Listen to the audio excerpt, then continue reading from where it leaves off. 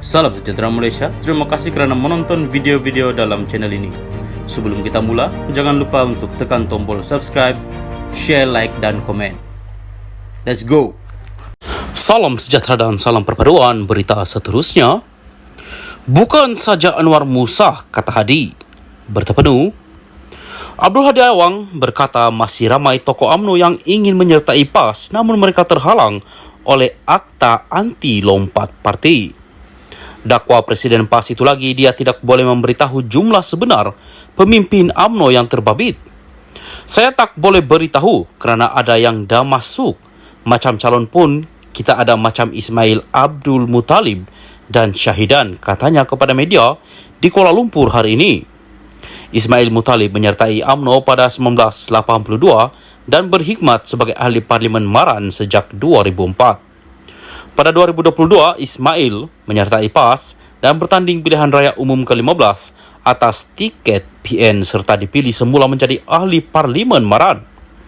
Sementara itu, ahli Parlimen Arau, Syahidan Kasim yang juga bekas Menteri Besar Perlis menyertai PAS pada 2022.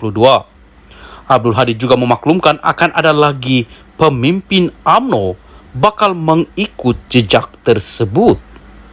Akan diumumkan kemudian, bukan sahaja Anwar Musa, katanya. Sementara itu, Hadi memberi amaran mengenai kerjasama UMNO dan DAP dalam menghadapi pilihan raya negeri akan datang. Kita menganggap UMNO sudah salah langkah. Orang di kalangan UMNO pun tidak setuju dan terus terang kita lihat gabungan UMNO dengan PH ini lebih kepada nak selamatkan diri kluster-kluster mahkamah untuk mendapatkan jawatan menteri untuk selamatkan diri.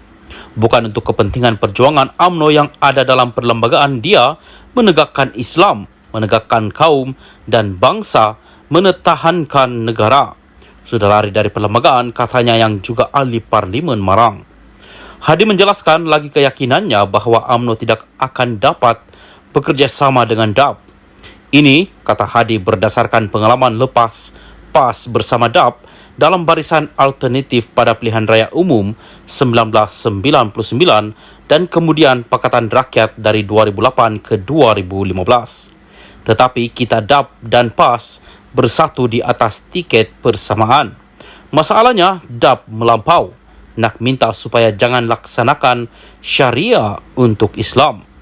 Kita ambil benda ini untuk orang Islam sahaja, mengharamkan arak, mengharamkan judi, macam-macam lagi bagi orang Islam. Bagi orang bukan Islam, terpulang kepada mereka, tapi DAP campur tangan dakwah Hadi. Salam sejahtera dan salam perpaduan kepada seluruh rakyat Malaysia. Berita panas hari ini bertajuk Anwar jawab PN, silakan, tapi saya tak buat kenyataan tanpa asas.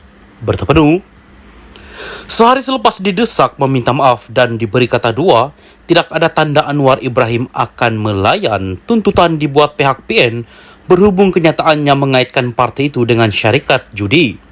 Hari ini Perdana Menteri bertegas, dia tidak membuat sebarang kenyataan jika ia tidak disertakan asas. Pada masa sama, Anwar meminta PN membaca dengan teliti kenyataan yang dikeluarkannya sebelum ini. Baca kenyataan lengkap saya baru ambil tindakan. Tapi kalau dia nak bawa terus untuk tindakan undang-undang, silakan. Saya tak keluar kenyataan kalau saya tiada asas, katanya kepada pemberita selepas melancarkan pesta buku antarabangsa Kuala Lumpur di Pusat Dagangan Dunia Kuala Lumpur hari ini. Terdahulu, ahli Parlimen Tambun itu ditanya mengenai reaksi PAS dan Bersatu berhubung tuntutan mereka yang dia meminta maaf ekoran penjelasan diberi Menteri di Jabatan Perdana Menteri Azlina Othman di Dewan Rakyat kemarin. Kemarin, media melaporkan bahawa Azlina memberitahu Parlimen tiada kertas siasatan dibuka oleh Suruhanjaya Pencegahan Rasuah Malaysia, ekoran kenyataan dibuat Anwar. Semasa mengadakan sidang media pada Disember tahun lalu, Anwar memberi bayangan bahawa ada dana dari syarikat judi disalurkan kepada parti tertentu bagi menghadapi PRU ke-15.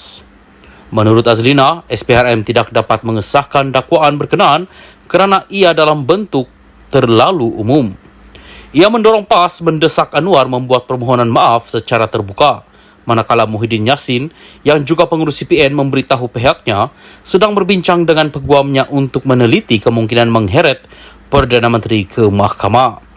Tidak lama kemudian, Azlina mengeluarkan kenyataan. Kerajaan tidak pernah menyatakan siasatan kes itu dihentikan. Sebaliknya, SPRM boleh membuka fail berkaitan pada bila-bila masa. Dia yang juga ahli parlimen Pengerang menambah, selain SPRM, siasatan turut boleh dibuat oleh agensi penguat kuasa lain termasuk polis dan lembaga hasil dalam negeri. Menurut Anwar, siasatan berhubung isu dana berkaitan syarikat judi tersebut diteruskan oleh pelbagai agensi dan tindakan lanjut diambil selepas pihak berkuasa mendapat bukti baru. Sementara itu, ketika diminta mengulas mengenai pembentangan Akta Mahkamah Syariah Bidang Kuasa Jenayah 1965 Pindaan 1984 atau lebih dikenali sebagai RUU 355, Anwar menyifatkan individu yang membangkitkan isu tersebut sebagai bermain politik murahan. RUU 355 ini dah 3 tahun. Semasa ada dalam kerajaan dia lupa. Apabila dah jadi pembangkang dia bangkit semula. Itu bukan Islam namanya. Itu politik murahan, katanya, yang merujuk kepada ahli parlimen Pendang dari PAS, Awang Hashim, yang membangkitkan soalan tersebut dalam jawapan lisan di parlimen beberapa hari lalu.